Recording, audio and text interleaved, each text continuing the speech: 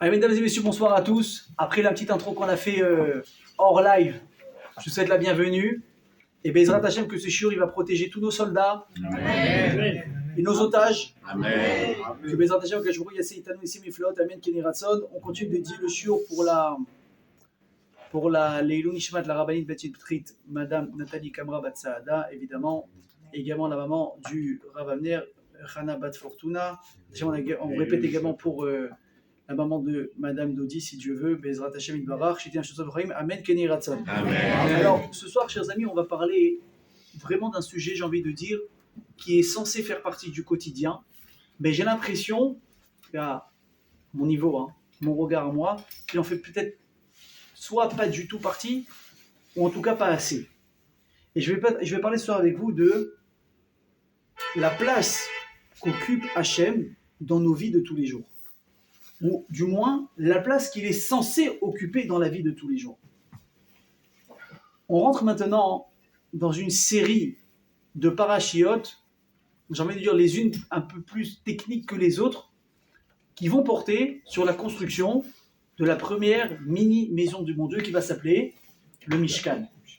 D'accord ? Vous savez que le Mishkan, c'était quelque chose, on a commencé à toucher à ça un petit peu la semaine dernière, pour ceux qui suivent les cours. C'était la petite caravane qui nous suivait, d'accord ? Qu'on montait, qu'on démontait quand c'était nécessaire, etc. Et on portait, chaque personne, il avait son rôle, enfin surtout du moins les Lévi'im, qu'est-ce qui portait ci, qu'est-ce qui portait ça. Et Hachem, il nous accompagnait de partout. Alors la semaine dernière, on a expliqué pourquoi Hachem a eu besoin de nous accompagner. Vous vous souvenez ? Il dit qu'à travers de la Torah, il avait perdu quelque chose. Ceux qui n'ont pas écouté le cours ce soir, en vrai ou en YouTube, je ne vais pas vous le refaire. Vous êtes invités à le réécouter sur la page YouTube avec grand plaisir. Ce soir, aujourd'hui, on va se penser sur autre chose. Ça a été surtout comment ça se fait que la Torah, écoutez bien ce que je vais vous dire, elle met tellement l'accent sur cette étape de construction du Mishkan. Juste pour vous faire un topo rapide. À votre avis, qu'est-ce qui est plus important ? Et faites pas les faillots parce que vous voyez la question arriver. Réfléchissez vraiment un petit peu, avec votre âme. Si je vous mets sur une échelle de valeur, le Mishkan, le don de la Torah et la création du monde, qu'est-ce qui est plus important selon vous ? Qu'est-ce qui vous parle comme ça ? Moi, la vérité, j'aurais dit, création du monde. Il n'y a pas de monde, il n'y a rien. Bon, après on va dire, création du monde, finalement, s'il y a le monde, mais il n'y a pas la Torah, si la Torah n'était pas là étudiée nuit et jour, il aurait pas besoin de créer le monde. Donc, allez, on va dire Matan Torah, à la rigueur. On va dire le Mishkan. Heureusement que je ne dis pas de faillot, c'est terrible. Ah mais le Mishkan avec une raison, si tu veux. Alors regardez, je vais vous dire comment les choses elles se passent. Avant de vous donner la réponse à cette question pour vous tenir un petit peu en haleine, il faut déjà comprendre que la demande d'Akadosh Baruch Hu de créer un Mishkan, elle est complètement folle. Ça veut dire que Hachem qui est complètement Ensof, qui est illimité, qui est immense, ça veut dire, écoutez bien, on n'a même pas le droit d'essayer d'imaginer Akadosh Baruch Hu. En lo gouf, ven lo dmut hagouf. Il n'a pas de corps et il n'est représenté par rien, aucune image, c'est pas possible. Et même si tu essayes tu dis bon ok, alors Akadosh Baruch Hu melo kol haaretz kevodo, alors peut-être qu'il a la taille de la terre. Non, l'univers entier n'est pas assez grand pour contenir Akadosh Baruch Hu. Quand vous comprenez que même la taille de l'univers, on n'a pas encore fini de la découvrir, ça veut dire que c'est impensable. Donc si ça c'est impensable, Hachem te dit à partir de maintenant, ve'asuli nikdash ve'shachanti betocham. C'est pas Moshe qui l'a inventé, c'est Hachem lui-même qui le déclare. Qu'est-ce qu'il dit ? Vous allez me faire un Mishkan, et moi je vous assure que je vais venir résider parmi vous. Alors je vous ai donné l'exemple la semaine dernière qui était marrant, mais je vais le répéter parce que ce soir c'est vraiment le cours. Essayez de mettre un éléphant dans une Smart. Ça donne quel résultat à votre avis ? La pauvre la voiture. Le garagiste, même lui, il va pas vouloir prendre le dossier. Vous savez, des fois, il y a des affaires à faire. Même si tu peux gagner beaucoup d'argent, c'est tellement un casse-tête que tu ne vas pas prendre le dossier. Exemple, chez Rav, on propose une communauté. Ok, ils n'ont pas de Rav. Le Rav, il est parti, j'en sais rien ce qui a pu se passer. On vous propose le poste. Toi, maintenant, tu as un petit peu de jugeote. Tu commences à dire que le Rav, il est parti. Donc, tu te renseignes. Tiens, il s'est avéré que quel hasard, tu connais bien le Rav en question. Donc tu as son numéro de téléphone, tu l'appelles. Comment ça va? Je me dis une bêtise, Rav Cohen. En forme, tata, tout va bien? Alors la Keïla, comment ça va? On m'a dit que vous n'êtes plus là-bas. Qu'est-ce qu'il te dit? C'est des fous. C'est des fous. Des fous, arrête. Je connais quelques personnes. Il dit, regarde, celui qui va là-bas, il faut qu'il se fasse prescrire tout de suite, avant, pendant et après, des calmants. C'est pas possible. Donc le type, il fait sa petite enquête, il va faire un petit essai là-bas un Shabbat, il voit que c'est des tarzans dans la synagogue. Maintenant, on est prêt à lui proposer une grosse somme d'argent par mois, hein, parce qu'ils savent que c'est des cas. Et ils savent que c'est là-bas, c'est un défilé. Le type dit, regarde, pour ma santé personnelle, mentale et physique, je n'accepte pas le poste. Parce que l'argent n'a pas de valeur si ça me coûte ma santé. Donc le type, maintenant, essaie de lui rentrer un éléphant dans une Smart ou dans une 2 chevaux. Ensuite, tu vas voir le carrossier, tu dis, est-ce que tu peux me la réparer? Ben, tu diras, t'es gentil, tu prends ton cheval et ta 2 chevaux démontés, et tu rentres chez toi à la maison. Donc Hachem, il demande, à Mavdil évidemment, de la comparaison, que tu vas me faire une petite maisonnette comme ça, une caravane pour laquelle je vais rentrer dedans. Personne ne comprend, à tel point, écoutez bien ce que je vous dis, que les deux peut-être personnages les plus emblématiques de la Torah et du Tanakh, qui vont être Moshe Rabbeinu, qui va être le manig, le dirigeant, le leader suprême des Bnei Israël, et également l'homme le plus intelligent que la terre n'ait jamais porté, qui s'appelle Shlomo HaMelech, le roi Salomon. Les deux vont devenir fous, ils ne vont pas comprendre quand Hachem va leur demander ça. Moshe, il écoute Akash Baruch Hu, il dit, maintenant vous allez me faire un Mishkan. Il dit, attends, excuse-moi, c'est peut-être le vertige, parce que bon, à force de monter dans les cieux, Moshe il a dit, peut-être j'entends plus, tu m'as demandé de construire une maison pour que tu descendes. Mais je suis chez toi dans le ciel, ça suffit pas. Shlomo HaMelech, qu'est-ce qu'Hachem va lui demander à lui de construire le premier Beth Amikdash. On va demander à David HaMelech qui va commencer, et c'est Shlomo HaMelech qui va vraiment construire le Beth Amikdash. Et vous allez voir, je vais vous citer les psukim, comment les deux ils ont été étonnés. Il dit le Midrash Rabbah, Besha'a Shamar Kadosh Baruch Hu le Moshe Aseli Mishkan. Au moment où Hachem il a demandé à Moshe, tu vas me construire un Mishkan. Itrim et Tmia Veomer, il a commencé à être étonné, il a dit, attends, Kevodo shel Kadosh Baruch Hu, Male Elionim vetartonim. Arrête le kavod d'Hachem, il remplit tout entre guillemets les hautes sphères et le monde ici-bas. Veo Omer Aseli Mishkan, et lui me dit, fais-moi une maisonnette pour résider. Donc il comprend pas. Veod ayamistakel veroe. Et donc de là où il était, on sait qu'Akadosh Baruch Hu il a montré toute l'histoire du monde jusqu'à la fin des temps, n'est-ce pas, quand il était dans le ciel. Et là, il voit, en avance rapide, une personne qui va s'appeler le roi Salomon, Shlomo HaMelech. Shlomo HaMelech lui-même, Umed vebone bet Amikdash chez Ugadol mina Mishkan. Ouais, n'oubliez pas que le Mishkan était petit. Alors que le Bet Amikdash, c'est quand même une sacrée maison. C'est autre chose, on ne joue pas dans la même cour. Et pourtant, Shlomo qui a eu, lui, l'ordre de construire donc le Bet Amikdash, Shlomo Omer, c'est ramené dans Malachim, dans les rois. Qui a omnam yeshev Elokim ala Haaretz. Est-ce que c'est envisageable qu'Hachem y vienne s'asseoir, résider sur terre? Il n'y a Shamaim ou Shmashayu lo yichal kelucha. Mais les cieux, ça lui suffit pas. Af ki abayt azeh asher baniti. Et moi, je pense que cette maison, elle va suffire. C'est-à-dire que la question que je vous pose, elle n'est pas nouvelle. Et ça ne doit pas vous déranger. Tu dis, bon, après tout, Hachem, il a demandé. En tant qu'être humain, des fois, on a le droit de s'interroger. Vous savez quelle est la différence? Je vais vous dire quelque chose, mes amis. On a le droit d'avoir des questions. Des fois, les gens, ils apprennent, ils disent quoi? Pose pas de questions, c'est comme ça. C'est vrai, il y a des fois sur lesquelles il ne faut pas poser de questions. Mais une personne qui est très curieuse, ou peut-être un peu trop curieuse, et qui va poser des questions, qui va oser, c'est pourquoi on vous dit ne posez pas de questions. Pas parce qu'on va vous rendre abrutis, parce qu'on va vous rendre comme des moutons. C'est parce que malheureusement, quand une personne développe l'habitude de poser une question, qu'est-ce qu'elle attend en retour? Une réponse. Alors, tant qu'il y a la réponse, ça va. Mais le jour où il n'y a pas de réponse, qu'est-ce qui se passe? Ce yesod, c'est un yesod de vie. Moi, je l'ai appris en beaucoup plus petit quand j'étais à la yeshiva, je me rappelle. J'oublierai jamais cette période. Je ne me rappelle plus quelle Gemara on étudiait. Et je me suis retrouvé, quand je vous dis bloqué dans la Gemara, je devais avoir 18-19 ans. Mais bloqué, impossible d'avancer. Impossible, j'arrive pas, je ne comprenais pas. Il y avait un problème avec Tosfot, je ne comprenais pas la Gemara. Et les autres, ils avancent. Et au bout d'un jour ou deux, mon Rav me dit, alors ça va, ça avance, où tu en es? Je dis, je suis toujours là. Il me dit, qu'est-ce qui se passe? Toi, tu fonctionnes différemment des autres? Je dis, non, en général, je fais mon spec, je fais mon quota, mais là, j'ai un vrai problème. Il me dit quoi? Donc je lui pose ma question. Il me dit, la question est très bonne, mais continue. J'ai pas compris. Je dis, mais je peux pas continuer si j'ai une question. Ça marche pas. Elle me dit, non, t'as pas compris. Mais dis, viens, je t'explique comment ça marche. Quand tu as une question et tu sais ce qui n'est pas clair, c'est clair ce qui n'est pas clair, tu le mets de côté, tu avances. Une personne qui n'est pas capable d'avancer, c'est quand lui-même il n'a pas compris ce qu'il n'a pas compris. Et là, tout est brouillon. Quand tu poses une question, tu dis alors, tu comprends la Gemara Lui, le mec, il ne peut pas avancer, il est perdu. Une personne qui dit, regarde, j'ai tout compris, à part ce point-là, tu le mets de côté, tu avances. C'est la même chose dans la vie. Là, je vous donne un exemple de Gemara, c'est la même chose dans la vie. Une personne, elle peut croire en Kadosh Baruch Hu, croire en ses miracles, croire en sa rigueur, en ses jugements, en ses montées, en tout ce que vous voulez. Et tout à coup, il assiste à un événement qu'il n'arrive pas à expliquer.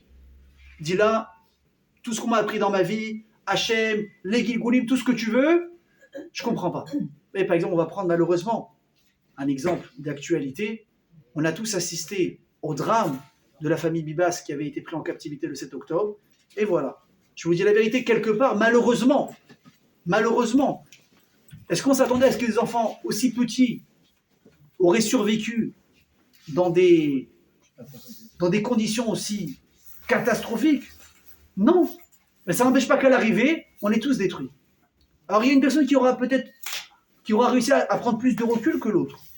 Mais il va y avoir peut-être des gens, et à juste titre en tant qu'humain, qui vont dire mais stop. À un moment donné, stop. Alors oui Hachem, mais ça j'accepte pas. Je veux comprendre. Eh bien sachez que c'est un problème. Parce que les réponses, elles existent. Mais elles sont détenues par qui? Que par une personne, si je peux prononcer le mot personne.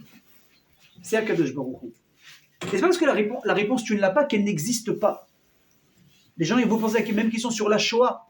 Les gens ont posé beaucoup de questions qui ressemblaient à ça. Et beaucoup de personnes ont arrêté de croire en Dieu parce qu'ils avaient une question qui était légitime et difficile, mais à laquelle ils ne trouvaient pas de réponse. À la différence que personne n'a dit que pour continuer à avancer dans sa vie, il faut avoir systématiquement les réponses à nos questions. Ça, c'est une erreur. Vous avez la question, il faut vivre avec. Un jour, il y aura la réponse. Mais personne ne dit que ce sera aujourd'hui ou demain, ou de votre vivant. Ça peut venir plus tard. Dans le monde, dans l'Olam, à émettre, il y a les réponses. Alors ça, je vous dis, on vous dit, il y a des fois, c'est bien d'être curieux. Il faut poser des questions, mais quand ça nous dépasse, ne rentre pas là-dedans. Il y a des choses qui vont te dépasser, qui risquent de te faire perdre. Vous pensez pourquoi? Parce que je il dit, quand Moshe lui a posé la question, on aura, si tu veux, l'occasion d'en parler quand on arrivera dans ce sujet-là. Il dit, Hachem, je veux te voir. Vous savez, maintenant, on est potes. Hein, imaginez, voilà. Je vous donne évidemment un exemple aucun rapport. Surtout à l'époque, il n'y avait pas de vidéo, il n'y avait pas de WhatsApp. Imaginez, j'adore prendre cet exemple à chaque fois. On essaie de faire rencontrer deux personnes. Donc un, il habite à Paris, l'autre, il habite en Israël. Donc ils commencent à prendre contact par téléphone. On parle, le sujet, ça commence à passer, le feeling, et on dit qu'est-ce qu'on fait? Bon, bien on se voit. C'est bon, le feeling il passe, on se voit. Bon, après, mauvaise ou bonne surprise à l'arrivée. Ouais, ça c'est chacun avec son histoire. Ah, mais c'est marrant, tu m'avais dit 1m80, tu fais 1m60 debout sur une chaise. Qu'est-ce qui s'est passé? Les 20 cm, tu les as laissés à l'aéroport quand c'était moins cher le billet, qu'est-ce qui s'est passé? Ah, toi tu m'as dit que tu faisais 1m70 et tu fais 50 kg. Sauf qu'à l'arrivée, c'est pas vraiment la même silhouette. Qu'est-ce qu'on fait? Qu'est-ce qui s'est passé? T'as mangé trop de beignets avant d'arriver. Donc c'était les surprises. Donc Moshe, il a commencé à développer une certaine relation avec Akadosh Baruch Hu, de proximité, d'amitié, un truc extraordinaire. Et là, qu'est-ce qu'il dit Moshe à Hachem? Bon allez, c'est bon, on passe le cap, viens on se voit, viens on prend un café ensemble, une date. Adieu. Ah ouais. Et là, qu'est-ce qu'il lui dit à Akadosh Baruch Hu? Il dit écoute Moshe, je t'aime bien. Mais, non. Pourquoi? Kilo irani Adam Vachai. Un être humain n'est pas capable de mouvoir et de rester vivant. Alors je me rappelle quand j'étais petit, j'avais compris ça de manière simple, et ça peut être encore le cas aujourd'hui, explication simple. Hachem il est tellement inimaginable, peut-être qu'il est tellement kadosh que si on le voit on ne tient pas. Vous savez quoi? J'aurais une petite parenthèse, prenez l'exemple quand Akadosh Baruch Hu il a parlé à Nochi Hachem Elokecha, au Mamad Arsinaï, quand il a donné la Torah. Qu'est-ce qui s'est passé? Tout le monde est mort. Pourquoi? Qu'est-ce qui se passe? Parce que ce trop de Gdusha, on peut pas tenir. Mais il y a quelque chose de plus simple encore. Les Neshamot, quand ils ont entendu la voix d'Akadosh Baruch Hu, qu'est-ce qu'ils ont dit? Ah, papa il est là, venez rentrer à la maison. Ils ont laissé les corps. La Neshamot dit, oh, vous faites quoi là? Allô? Non, c'est pas le moment de revenir à la maison, il y a encore 120 ans à tirer, revenez en bas. Ah, fausse joie. Ouais, c'est comme un parent, imagine, il va venir chercher son enfant au GAN ou à l'école. Donc l'enfant, en général, il a l'habitude, quand il entend son père parler avec la directrice, la surveillante, ah papa il est là, maman il est là, qu'est-ce qu'il fait? Il prend ses affaires, il se prépare, il sort, il est content de voir ses parents.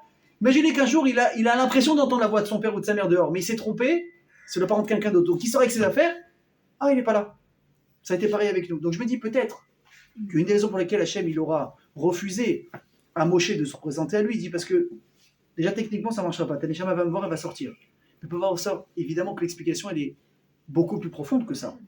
Peut-être un petit aspect que moi j'avais compris avec des années, je vais peut-être vous donner ce soir cet élément de réponse, c'est de dire que qu'est-ce qu'il a réellement demandé Moshe à Hachem? C'est pas simplement de le voir pour faire une date avec lui. Il a autre chose à faire, Moshe. Il dit, mais simplement, je veux comprendre comment tu fonctionnes. Je veux comprendre comment tu fonctionnes. Pourquoi si? Pourquoi ce malheur? Pourquoi ce bonheur? La Gemara, elle va résumer ça en une phrase. Lama tzadik veralo, racha vetovlo. Pourquoi il y a des tzadikim, des gens bien qui souffrent, qui ont une vie pourrie, du début à la fin, on ne les a pas épargnés. Et t'as le rachat, mais celui-là, il n'y a pas un truc qui laisse passer au travers une combine, une arnaque, n'importe quoi. Comment ça se fait que lui, tout va bien pour lui dans sa vie? Et là, Hachem, qu'est-ce qu'il lui dit? Je suis désolé mon pote, mais ça tu ne peux pas comprendre. La seule chose que peut-être tu pourras comprendre, c'est quoi? C'est ma nuque. Ça veut dire quoi? Peut-être, je dis bien peut-être qu'avec le temps, tu comprendras certaines choses, le démêler des choses. Ok? Donc ça, c'est tout ça, j'ai ouvert cette parenthèse pour vous dire que l'étonnement, des fois il est autorisé, mais il faut faire très attention de ne pas forcément attendre une réponse pour pouvoir continuer dans sa vie, parce que très souvent, ça risque de nous bloquer. Donc je reviens à ce qu'on disait. Moshe et Shlomo, ils sont étonnés. Hachem, tu veux qu'on construise une maison? Alors regardez l'exemple qu'eux, ils ont fait. Ils ont eu l'étonnement. Mais est-ce qu'ils ont attendu la réponse? Non. Moshe, il dit, Hachem, tu m'as demandé de construire un mobil-home. Je le fais. Est-ce que je comprends comment ça fonctionne? Non. Mais je le fais. Vient Shlomo Améliar plus tard, qu'est-ce qu'il dit? Hachem, tu m'as demandé un Beth Amikdash. Est-ce que je comprends comment tu vas résider là-dedans alors que c'est complètement contradictoire? Non. Mais il le fait quand même. Mais vous voyez que quoi? Que même eux, ils ont eu justement cet étonnement. Et venez, on va encore plus loin que ça. Dans le Mishkan, une fois qu'on l'a construit, il y avait des accessoires, n'est-ce pas? Il y a un misbéach, il y a une menorah, il y a par exemple aussi le lechem apanim. Ouais, les fameux pains qu'on mettait comme ça à chaque fois de semaine en semaine, qu'on les changeait. Et le miracle, dans le Mishkan Betamikdash, il y avait 10 miracles tous les jours. Un des miracles, c'est par exemple le lechem apanim, il pourrissait jamais. On le changeait Erev Shabbat à chaque fois. On dirait que quand on sortait, on changeait le pain de la semaine d'avant pour mettre celui de la nouvelle semaine, on le prenait, il était encore frit comme s'il sortait du four. Et plein de miracles. La question, je ne comprends pas. Tu as besoin d'amener du pain à Kadosh Baruch Hu. Regardez comment c'est contradictoire. Mais tu dis tous les jours dans le Birkat, Hachem qui atazan, on farnes la colle. Qu'est-ce qui donne à manger à tout le monde? C'est Hachem. Et nous, qu'est-ce qu'on fait?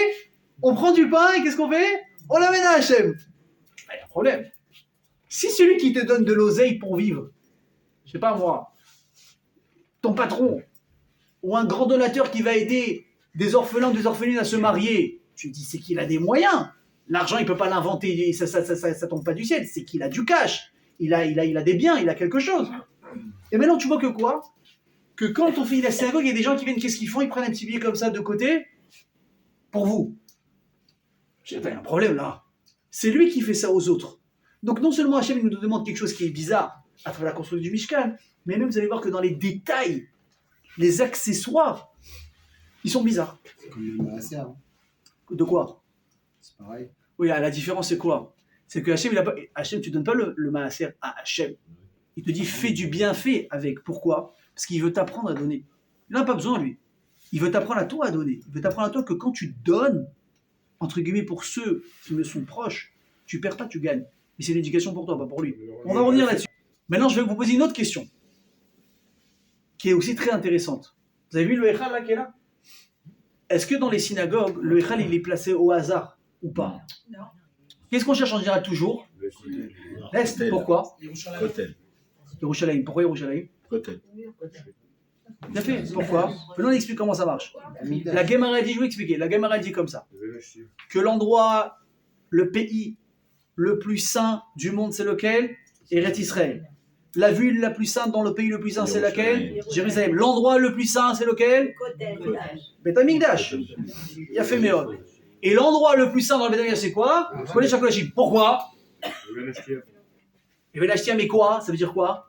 Ça veut dire que c'est le passage Mais quoi, création? entre le ciel et la terre, c'est là-bas. D'ailleurs, sachez une chose, que toutes les prières du monde, elles passent par là avant de monter au ciel. Tu peux être à Miami, en Lituanie, en Italie, à Paris, où vous voulez. Vous priez à Bagdad. Ça passe, hop, il y a une redirection automatique par le kotel avant de monter au ciel. Mais la question est, mais attends, mais je ne comprends pas. Pourquoi est-ce que tu me demandes à Kodesh Baruch Hu de prier absolument en direction de l'Est? Sinon quoi? Tu as peur de quoi? Des interférences? Si le type il s'est planté, il a prié en direction de Dubaï. Alors la prière elle est perdue? Qu'est-ce qui se passe? Là maintenant je suis à Nathalie, je me suis planté. Au lieu de prier par là, j'ai prié de ce côté. Qu'est-ce qui se passe? Hachem, t'as peur quoi de ne pas entendre ma tefila? Il faut absolument que tout soit dirigé vers le même endroit. Donc pourquoi Choron, il donne à chaque fois des indications très limitées et qui nous donne l'impression à nous que si on loupe le coche à ce moment-là, quelque part on a loupé Dieu. C'est bizarre. Donc oui, toutes ces questions, ici en tout cas dans ce cas-là, on va avoir le droit de les poser. Et surtout, pourquoi est-ce qu'Hachem il a besoin de ça? Pourquoi est-ce qu'on dit tous les jours à Haman, ou venez Beth Amikdash, venez Rabbi Amenu, et on prie Amikdash? Je vous pose une question honnêtement, qu'est-ce qui nous manque réellement? On peut ressentir un manque quand on a connu la chose qu'on a perdue, n'est-ce pas? Chas v'shalom, une personne qui a, même si c'est Derech HaOlam, qui a enterré son père ou sa mère à 120 ans, toute sa vie il aura un manque. Parce qu'il est conscient. Par contre, un enfant qui n'a pas eu de parents, il va avoir un manque différent, psychologique, d'équilibre dans la vie, il va lui manquer des repères. Mais est-ce que son père sa mère lui manque? Non, il a simplement un regret de ne pas les avoir connus. Mais il ne lui manque pas, il n'a pas de souvenir à se remémorer, il n'y a rien. Nous, malheureusement, on n'a jamais connu le Beth Amikdash. Et pourtant, on est là tous les jours à Hamad. Hachem, si seulement tu veux construire le Beth Amikdash, enfin, pour ceux qui le font vraiment avec un minimum de compassion et d'envie. J'ai une synagogue, j'ai des amis, je fais ma vodat Hachem, j'ai mon lien avec le bon Dieu, qu'est-ce qui manque? Ok? Je reviens au premier point avec lequel on a commencé le shiur. Je vais dire, à votre avis, qu'est-ce qui est plus important? Briata Olam, création du monde, Matan Torah, le nom de la Torah, ou bien construction du Mishkan? Allez, on va dire, allez, à l'unanimité, vous répondez quoi? Quel mytho, c'est pas possible. Hein? Pour vous, le Mishkan, c'est plus important que tout ça? C'est l'endroit de relation avec la Kadosh Baruch Hu, c'est là que Kadosh Baruch Hu fait Yichud avec. Mais s'il n'y a pas de monde, il n'y a pas de Mishkan. S'il n'y a pas de Torah, il n'y a pas de raison de créer le monde. Le tahlit du monde, le tahlit de la création, c'est l'homme et la relation avec Dieu. C'est ça ce qui est plus important. Le reste est important. Matan Torah. Matan Torah. Hachem, il est là avec tout, Bon, allez, regardez, là je vous ai laissé vous éclater, maintenant je reprends la parole. À 80%, vous avez répondu Mishkan. À 20%, vous répondez Matan Torah. Ok? Alors, regardez, venez, on fait les comptes ensemble. Si je compte, et je ne me trompe pas, la création du monde qui existe jusqu'à aujourd'hui, combien de psukim elle occupe dans la Torah? Combien de psukim, de versets, la création du monde occupe dans les textes de la Torah? Réponse 26. C'était pas loin, c'est là. 26 psukim, en 26 psukim, on a plié, on a emballé la création du monde. C'est rapide, hein? Imaginez un truc de Ikea en 26 trucs, c'est pas mal. 26. Ils sont meilleurs qu'Ikea. Ensuite, vous prenez Matan Torah. Important, n'est-ce pas? Matan Torah. On prend la moitié d'une paracha, on a plié l'histoire. Et là, on arrive à Bniyat Mishkan. Après, on a répété. L'événement, il se passe dans une moitié. Ensuite, on arrive dans Bniyat Mishkan, construction du Mishkan. Qu'est-ce qui se passe? À Botaï, 5 parachiotes, on dit, et on répète les mêmes choses. Alors évidemment, à chaque fois, il y a une petite nouvelle donnée. À quoi on parle d'un ustensile de ça? Mais on répète plein de fois les mêmes mesures qu'on a déjà données. Vous voyez, un Baal Koré qui lit les parachutes maintenant, c'est ce que c'est un Baal Koré. Quelqu'un à la synagogue qui vous lit la Torah. Ouais, il faut bien quelqu'un qui le fasse. Vous savez qu'à la base, chacun, quand vous montez la Torah, vous êtes obligé de lire votre partie. On dit Amod Hashematov par exemple, Yehuda. Ouais, allez, comment je t'appelle la Torah? L'ikro Batorah Bechavod. C'est quoi l'ikro Batorah? Tu dois lire. Allez, lis ta paracha. Maintenant, est-ce que Yehuda, bon, peut-être Yehuda, oui. Mais quelqu'un d'autre, est-ce qu'on est capable au pied levé comme ça de... Non, il faut préparer. Donc comme on avait que c'était n'importe quoi, et qu'au contraire les gens, ils faisaient remonter la Torah parce qu'ils ne savaient pas la lire, on a dit, bon regarde, on va arrêter les frais, tranquillement, Ouais, lui, il chante bien. Tiens, ça te dérange pas que tu prépares, c'est du travail, hein.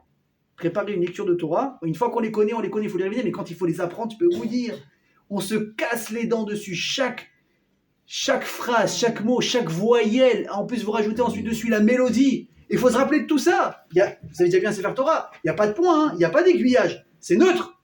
Il faut que toi, par cœur, tu te rappelles de tout. Alors, il y a un petit souffleur, mais bon, en général, tu es censé écouter celui qui lit, pas le souffleur. Ok? Si vous entendez trop de deuxième voix, c'est qu'il y a un souci. D'accord? Il y a une voix off, il ne faut pas l'entendre la voix off en général. Donc on dit, tu sais quoi, regarde, t'es gentil, prépare-nous, on te paye toutes les semaines, et toi tu lis la Torah. Ok? Je peux vous dire que quelqu'un qui lit les parachutes maintenant, c'est un casse-tête. Pourquoi? Parce qu'il y a plein de phrases, les mêmes qui reviennent et qui parlent des mêmes sujets, sauf que quoi? Elles sont combinées de manière différente. Ça ne se chante pas de la même manière, des fois il y a des et, des a différents. Donc le type, s'il n'est pas bien préparé, M. Nabé, vous me direz Shabbat comment le Balkouri va s'en sortir, il se prend les pieds dedans, mais direct. Et la Torah ne fait que répéter. Alors là, stop. Je dis, vous savez quoi? Mesdames, en grande partie, vous messieurs, vous avez dit que la partie la plus importante à enseigner, c'est le Mishkan. Bonne réponse. Maintenant, je vous attends en tournant, mais pourquoi? Comment c'est possible que la construction du Mishkan, elle prend 5 parachutes entières, alors que la création du monde, alors que la raison de la création du monde, qui est la Torah qu'on a compris jusqu'à aujourd'hui, qui existe, le Mishkan lui n'existe plus, ça occupe une infime partie, alors que le reste ça a pris une place aussi grande. Mais surtout, je vais vous dire, réveillez-vous autre chose. La question qui va être, mais c'est, regarde, il y a quelque chose que je ne comprends pas. La Torah, elle ne parle jamais pour rien dire. La Torah ne parle jamais pour rien dire. À chaque fois qu'il y a un mot dans la Torah, il y a un chidouche derrière. Tu ne le comprends pas, mais il existe, et il est là. Le Mishkan, il a tellement son importance. D'ailleurs, sachez une chose, on dit qu'on doit prier, donc on a dit vers le Beth Amikdash, vers à l'époque, donc quand ils sont rentrés en Eretz Israël, le Mishkan, ce qu'ils ont construit, etc. On dit parce que là-bas, il y a tout qui passe par là-bas. Un jour, il m'a raconté une blague qui était sympa. Il m'a dit qu'un jour, il y a Donald Trump et Bibi qui se sont rencontrés. Ouais. En plus, ça remonte pas longtemps leur bdisha, leur rencontre. Et là, pendant leur rencontre, il y a Bibi qui remarque un téléphone très spécial sur le bureau de Trump. Très spécial comme ça, ancien, beau, mystique. Il lui dit, je connais. C'est quoi, c'est qui? C'est quoi ce machin? Il lui dit, very special. Et je parle anglais, hein. Je dis ça, très très très spécial. L'autre, qu'est-ce qu'il lui répond? Il parlait anglais. Why? Pourquoi? Il lui dit pourquoi? Après la suite, je vous la fais en français, excusez-moi. Il lui dit parce que ça, c'est un téléphone très particulier. Ça, c'est un téléphone, tu lèves le combiné, tu peux parler direct avec Dieu. C'est Trump qui dit ça à Bibi, hein. Il lui dit, excellent, lui. Il lui dit, tu es sérieux? Il dit oui. Il dit par contre, attention, l'appel, ça coûte une fortune. C'est $1 million la minute. Donc t'es gentil, t'as une demande à faire, tu la fais brève, hein. Il dit ok, impressionnant. Quelques temps après, c'est Trump qui rend l'appareil à Bibi. Il vient le voir en Israël. Photographe, etc. Ensuite, ils vont dans le bureau. Bon, pour le coup, il n'est pas ovale, on est en Israël, hein, c'est différent. Il s'asseye. Et là, Trump, qu'est-ce qu'il voit? Un téléphone qui ressemble trait pour trait, mamache, à son téléphone à lui, sur le bureau de Bibi. Il dit c'est quoi ça? Il lui dit attends, spécial ça. Il dit c'est quoi? Il dit ça, c'est un téléphone, comme tu as chez toi. Tu lèves le combiné, tu peux parler direct au bon Dieu. Arrête! Il dit combien ça coûte la minute chez vous? Il dit ah non, ici, c'est un appel local, tu peux prendre le temps que tu veux. Pas mal, hein? 3000. Alors, on aurait tous fait. Donc, qu'est-ce qu'on a dit? Le Beth Amikdash, c'est, on a dit, la relation directe entre le ciel et la terre. D'accord? Et Hachem, il nous dit quoi? Sur 5 parachutes, il nous parle, construit. Le Mishkan, futur Beth Amikdash. Mais pourquoi la Torah?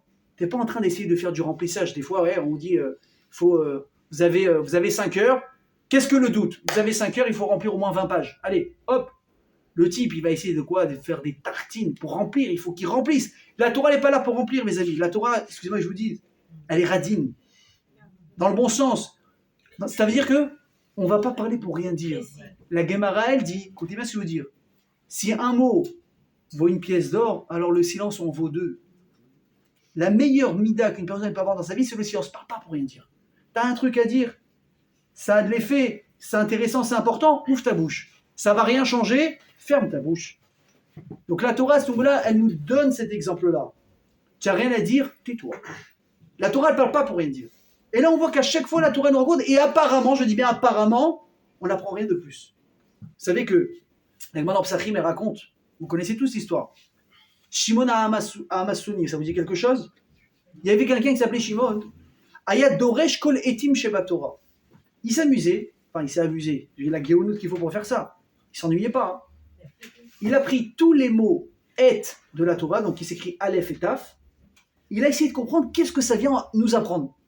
Il essaye, il apprend. Kabed et avicha ve et imecha. C'est quoi ce ve et? Et là on sait que par exemple, ve et imecha c'est quoi?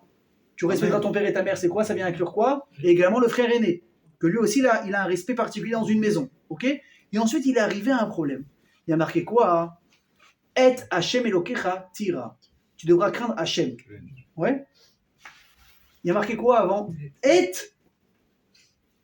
il a dit là j'ai un bug. Hachem, c'est top niveau. C'est qui essaie d'incruster là-bas en sous-entendu? Il a dit je sais pas. Il a dit tu sais quoi? Si j'ai eu du mérite sur tous les etim, tous les et que j'ai appris des chidushim dessus, j'aurai également un mérite pour tous les annuler parce que je me rends compte que j'ai fait fausse route. S'il y a un qui ne va pas dans l'équation, c'est que tout le calcul il est faux. J'annule mes chidushim. Hacheba Rabbi Akiva. Rabbi Akiva est venu plus tard, il a dit non, il ne s'est pas trompé Shimon.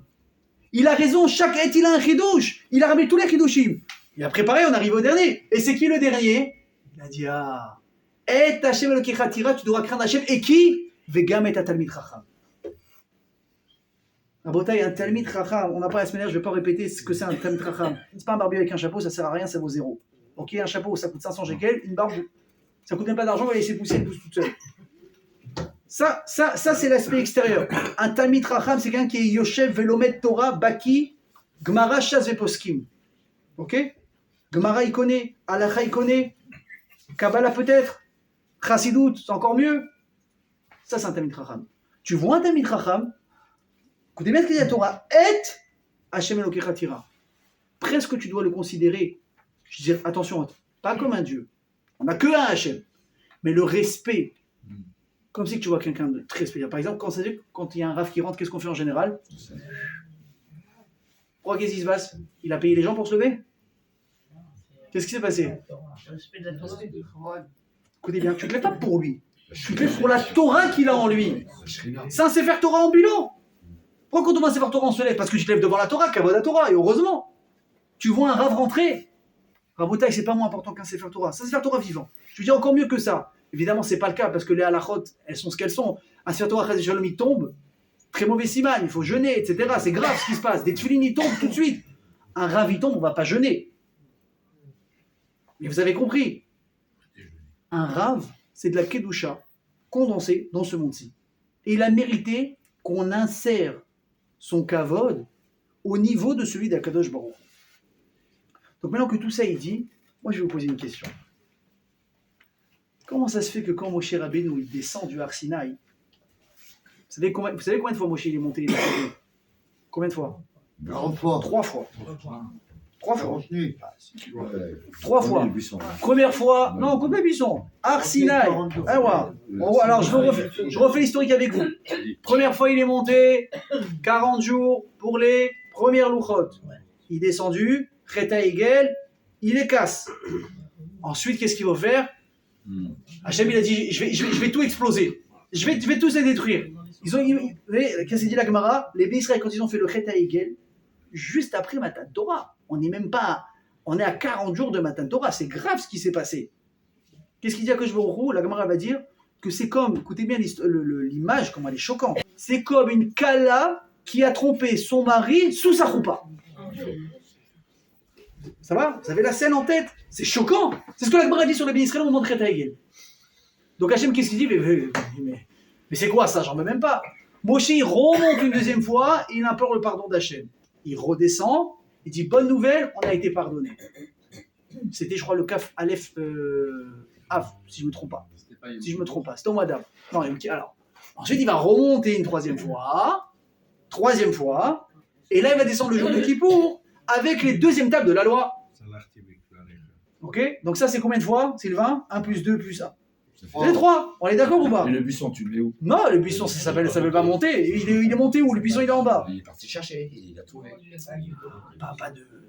Pas clairement. Quand est-ce qu'il est monté dans la montagne? Ok? Top. De toute façon, tu sais que quand on a la discussion, après là-haut, on a notre petit coin tranquille. Razak. En tout cas, mais qu'est-ce qui se passe? Sachez une chose. Que l'annonce, écoutez bien, ouvrez grand vos oreilles. L'annonce que Hachem il fait à Moshe Rabbeinu en lui disant « Je suis prêt à habiter parmi les Bnei Israël », elle s'est faite à quel moment? Quand Moshe Rabbeinu, il est monté pour la première fois récupérer les tables de la loi.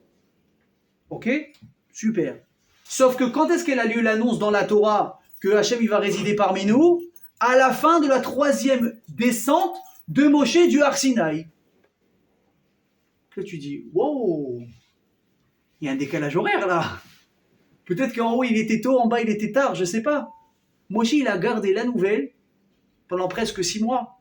Je fais un calcul, allez, 3 mois on va dire, je fais un calcul comme ça grossièrement, entre 3 et 6 mois. Pourquoi? Alors il y a une grande marloquette de Rishonim là-dessus. Il y a Rashi, il y a le Ramban, il y a le Sforno. Oui, je vous ai bâclé le travail, ça va plus vite pour vous. Il dit, il y a 2 écoles. Il y a Rashi qui va dire quelque chose qui est très intéressant, qui dit quoi? En mugdam ou meuchar baTorah. Il n'y a pas d'ordre chronologique dans la Torah. C'est possible que Bémet, ça s'est passé à l'époque où Moshe est descendu, mais la Torah, des fois, elle a une manière qui lui est propre d'ordonner les choses, et donc on ne dit qu'après. Bon, admettons. Mais pourquoi? Alors, si je ne me trompe pas, c'est le Sforno ou Rashi qui dit, il y a une raison précise. C'est quoi? C'est que, selon la Torah, réellement, il y a eu une raison de construire un Mishkan uniquement parce qu'il y a eu le Chet HaEgel. Ça veut dire quoi? Hachem, il a fait un bilan. Il a dit, attends, il y a un vrai souci. Je viens de leur donner la Torah. Je viens de me dévoiler à eux. Comment c'est possible que cette Kala, elle trompe son mari sous sa roupa? C'est pas envisageable. Donc Hachem, il a fait un calcul super intelligent. Il a dit, au lieu de les condamner simplement, bêtement, Kivyachol, une fois que Moshe lui a parlé, il a essayé d'aider les Israël à s'en sortir. Il dit, je vais essayer de réfléchir à la raison du problème. Rappelez-vous de cette chose-là, ça marche dans tout. Dans la maison, dans les couples avec les enfants, dans le travail, dans tout.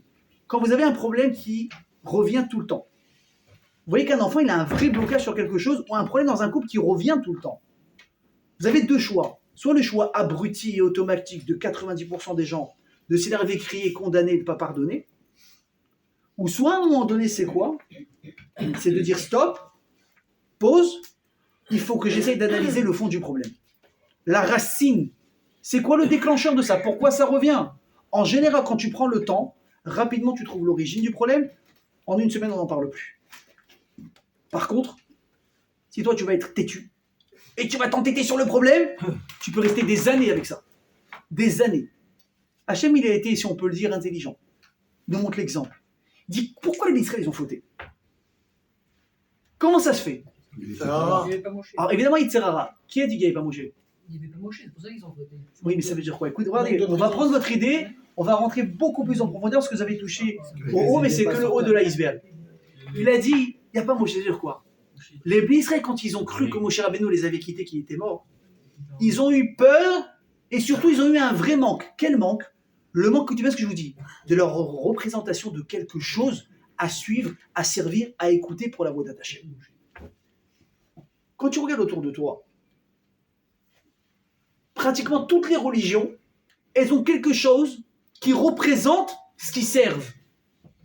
Bouddha, on a le Bouddha. Le yin et le yang, je ne sais pas ce qu'ils ont comme représentation exactement. Dan, si tu peux gérer le monsieur. Ensuite, qui on a?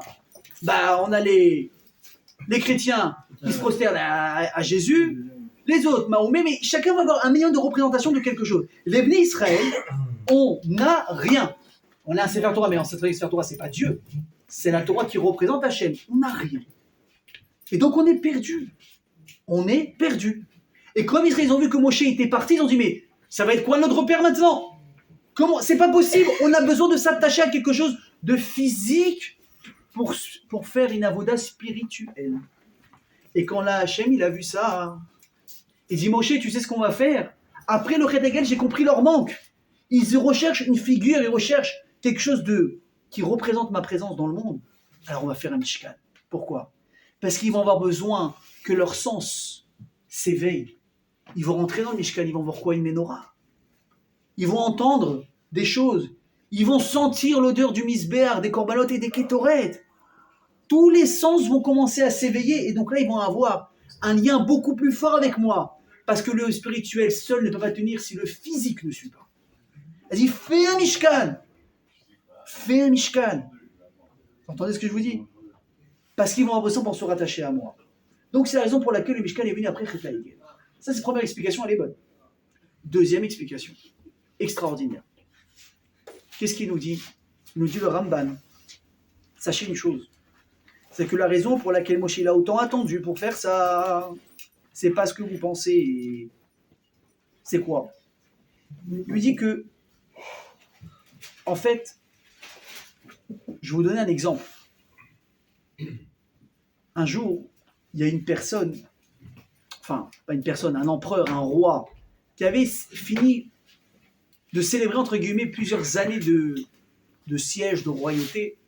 Et il a demandé au meilleur architecte du pays de construire un monument, quelque chose, en son honneur, qui va représenter son kavod et son honneur. Le type, il dit, j'ai une idée extraordinaire. Il prend des plans. Il lui dit, regarde, il dit, Majesté, c'est quoi le budget? Réponse, nos limites. Ta carte blanche. Elle est belle cette phrase, hein. Imaginez, mesdames, vous allez voir vos maris. Combien? Ce que tu veux. Ce que tu veux. Faut pas avoir peur, hein. Bon, après, chacun avec, il connaît son dossier, hein, je sais pas, messieurs. Nos limites. Il se fait plaisir. Il emploie, mais alors, tous les corps de métier, les meilleurs, et vas-y, les matériaux. Faut comprendre, hein, à la base, tu prends des bons matériaux de base, déjà, tu as un bon résultat. Sinon, tu galères. Il prend tout ce qu'il y a de mieux. Il construit pendant, je rigole pas, des années. Et l'autre, il laisse faire. Au bout de quelques années, il va voir le roi, Majesté. J'ai terminé votre cadeau. Qu'est-ce que c'est? Est-ce que vous me permettez de garder la surprise? Il n'y a aucun problème. Alors là, ça passe dans toutes les infos. Attention, news extraordinaire. On va inaugurer le cadeau du roi. Personne ne sait ce que c'est. L'endroit est caché, l'endroit ci, l'endroit ça. Toutes les nouvelles à la dernière minute.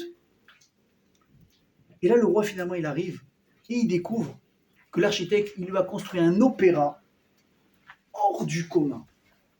Hors du commun. Les finitions, la beauté, la grandeur, tout y est. Les gens sont époustouflés. Même, vous voyez, vous connaissez les journalistes en direct comme ça, qui sont comme ça. Il y a des blancs. Sur toutes les chaînes de télé, personne ne parle. Tout le monde retient son souffle. Personne ne sait. On n'arrive pas à poser des mots pour décrire la beauté de ce que les gens sont en train de voir. Donc on se dit, le roi, ça y est, l'architecte il se dit, mais je vais être. Vous voyez comme Aman, il est parti chez Achashverosh. Marchez-moi, qu'est-ce qu'il a dit?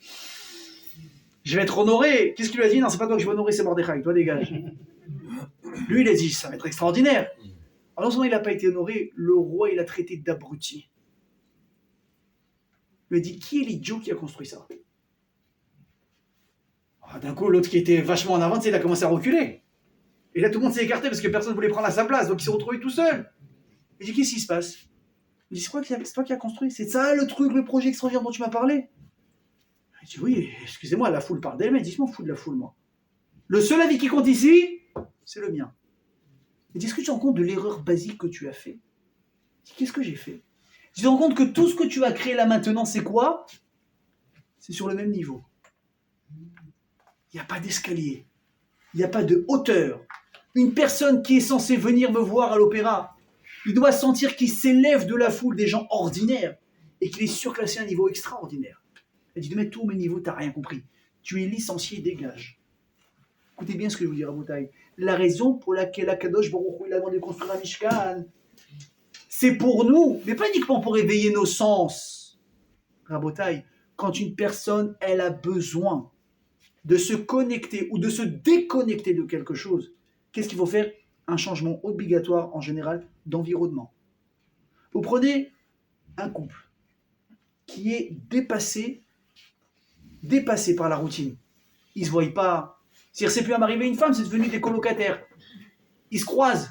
Ça va, check, machin, tout va bien, les petits. Ou bien ça parle très technique. Ça va, les enfants, truc, machin. On se voit, hop, on sait pas. On se retrouve de temps en temps Shabbat. Si on n'est pas chez la famille, si on n'est pas chez les amis, etc. Et ça se passe comme ça se passe. Et là, André, il y a un des deux qui est intelligent. Je dis, écoute, chérie, ça ne peut pas continuer comme ça. On se croise. Ça fait 2 ans, on se croise. Ouais, t'as raison, mais t'as une vie qui est hyper pleine. Moi, j'ai une vie pleine. Toi, t'es avocate. Moi, je suis médecin. Comment on fait? Il dit, non, il faut qu'on essaie de raviver la flamme. Raviver la flamme de quoi? On est assis à la maison, ça sonne de tous côtés le téléphone. Si c'est pas lui, c'est lui. Et là, ils ont une idée. Tu sais quoi? On va se mettre au vert. Téléphone, on les laisse à la maison. Aujourd'hui, est-ce que quelqu'un est capable de laisser son téléphone à la maison? Et je vous parle même pas d'un week-end de 3 jours. Hein. Je vous parle pendant 2 heures. 2 heures. Toi, tu es capable? Pourquoi je m'en ris, moi? Des mois. Ah, des mois. Oublie des mois. Est-ce que quelqu'un est capable de dire, pas que tu l'as oublié, que tu n'as pas le temps de retourner, hein, je vois les petits malins arriver. Je vous parle de, tu dis, je sors, je vais au restaurant, avec ma femme, avec un ami, je prends pas mon téléphone. Je dis pas impossible, parce que je pèse mes mots, mais c'est pratiquement impossible. On est devenu aimanté au téléphone. Je sais pas combien de parmi vous ne le font pas, mais je pense, je peux pas dire des chiffres, allez, on va dire en gros, au moins 70% de la popularité mondiale, je suis certain. La première chose qu'ils font en ouvrant les yeux, c'est quoi? Téléphone. Téléphone. Tout de suite, téléphone. Vous imaginez le réflexe? C'est horrible. Et c'est quoi la dernière chose qu'ils posent sur la table de chevet en allant se coucher? Le téléphone. Avant, c'était les livres. Avant, c'était, je sais pas moi, une rigolade avec quelqu'un, on allait dormir comme ça avec des bons souvenirs, on pensait à la soirée. Il y en a, ils voulaient pas se brosser les dents, ils préféraient garder le gâteau du dessert dans la bouche. Chacun, il avait son truc. Aujourd'hui, c'est le téléphone. On commence la journée avec, on finit la journée avec. Avant mes enfants, avant ma femme, avant mon mari, avant Hachem, avant de dire Modéani, les Fanecha, Melecha, Evekayam, téléphone. Tu as eu le temps de passer toutes les nouvelles du monde. Chez les religieux qui carrent à Shabbat, ensuite I24, ensuite TF1, ensuite les tatata, et ça, et lui. Tu as passé un bon 3 quarts d'heure dessus. Une fois que tu as les yeux bien éclatés, tu te rends compte que tu es trop fatigué pour te lever à la tefila, donc tu dors. Et après, tu te rends compte que tu es trop en retard, donc tu vas mettre les defs Bakli ou bien tu vas les prendre pour les amener au bureau, si tu as le temps de les mettre au bureau une fois que tu es arrivé. Et après, je passe les enfants qui sont pressés d'aller à l'école, etc. Pourquoi je vous dis tout ça? Ouais, donc le couple, il décide quoi? Il dit, regarde, si on veut s'en sortir, il faut qu'on sorte de la routine. Qu'est-ce qu'ils font? Ils bloquent tous les rendez-vous, tout est décalé de 2-3 jours. On est débordé, c'est comme ça de mal à la saute. Ouais, en général, ça arrive. En général, si toi, tu plantes le rendez-vous chez le médecin, hein, tu vas te lever tôt pour en trouver un autre. Mais le médecin, lui, il peut t'annuler le rendez-vous. Ouais, c'est comme ça marche que dans un sens. Et ils partent. Alors, on va dire qu'on leur a donné leur téléphone à rigueur, mais il n'y a pas de clients, il n'y a pas de routine. Et là, qu'est-ce qui se passe? Ils revivent. Et ils se rendent compte que pendant 2 ans, ils n'ont pas vécu. C'était des morts vivants. Mais comment ils ont réussi à faire ce changement? Parce qu'ils sont sortis de leur routine. C'est pas possible sinon.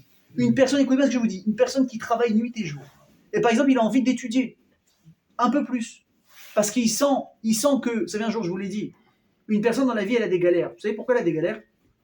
Écoutez bien.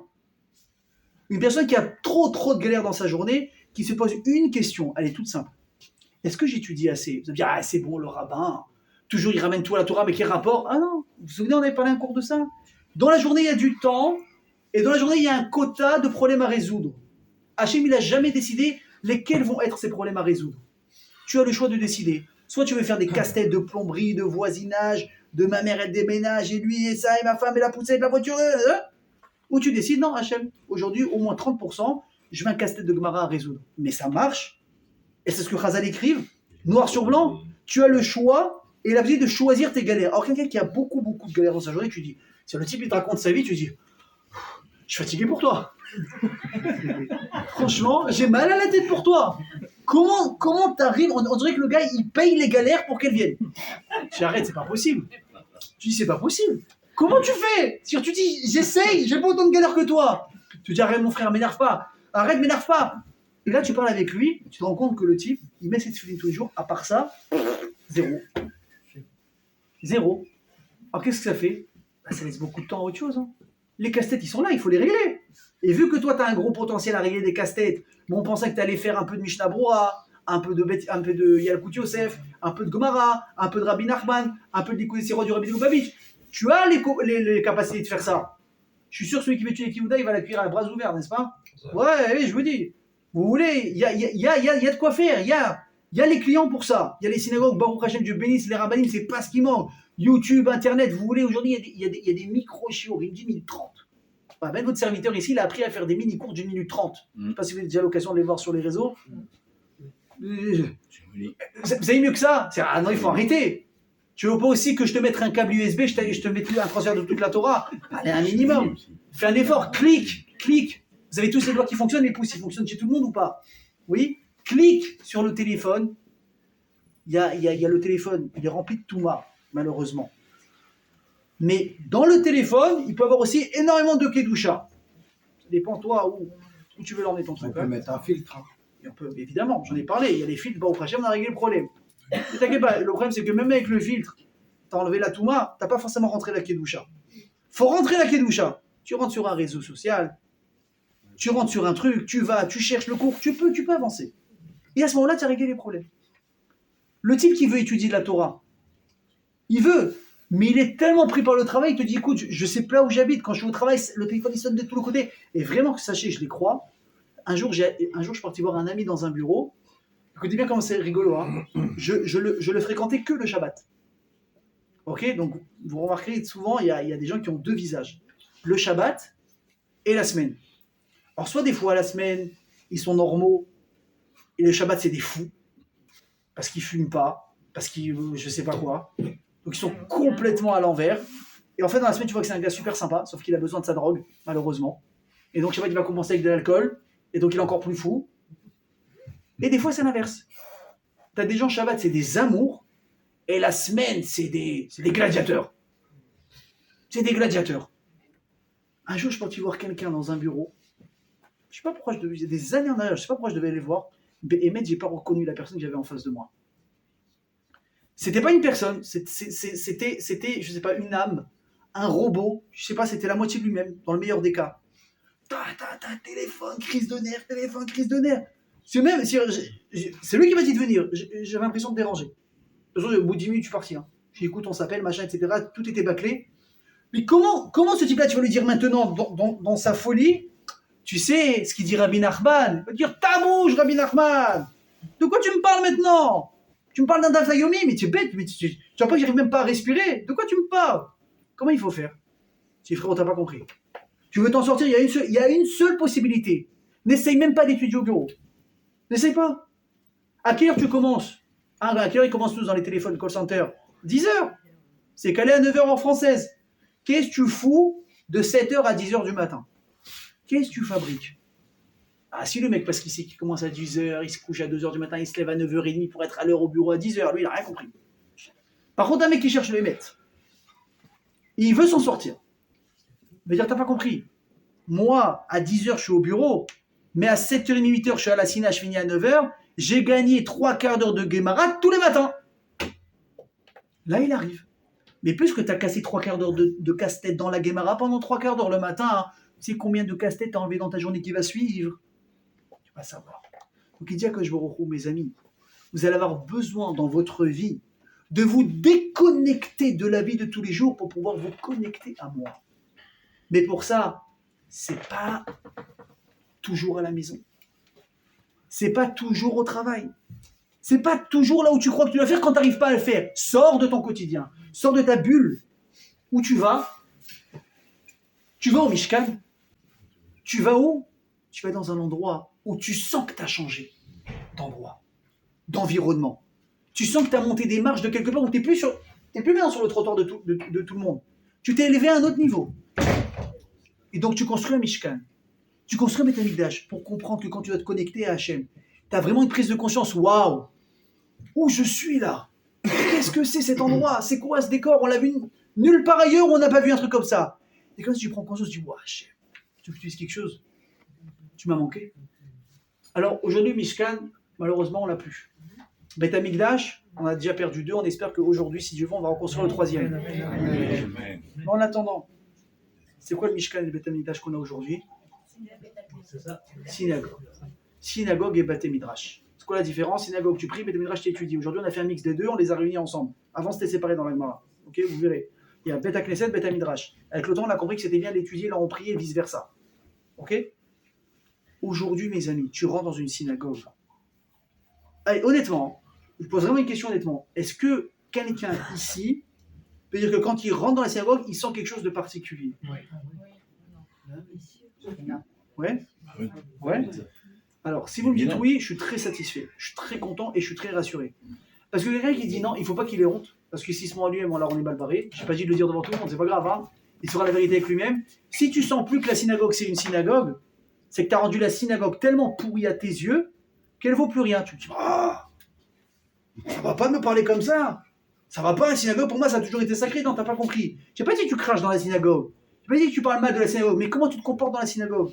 Est-ce que tu es connecté à ton WhatsApp pendant Mincha comme si tu étais au bureau ou pas? Est-ce que tu parles à la synagogue comme si tu parlais à l'extérieur ou pas? Est-ce que tu es capable de faire une différence quand tu es à la synagogue et quand tu es au bureau? Est-ce que tu es capable? Pourquoi? Parce que si l'endroit qui est prévu pour se connecter à Hachem, tu le bafoues lui aussi en un lieu commun, mais à quel moment tu vas te connecter au bon Dieu? À quel moment tu vas retrouver cet échappatoire dans lequel tu es retrouvé qu'avec lui?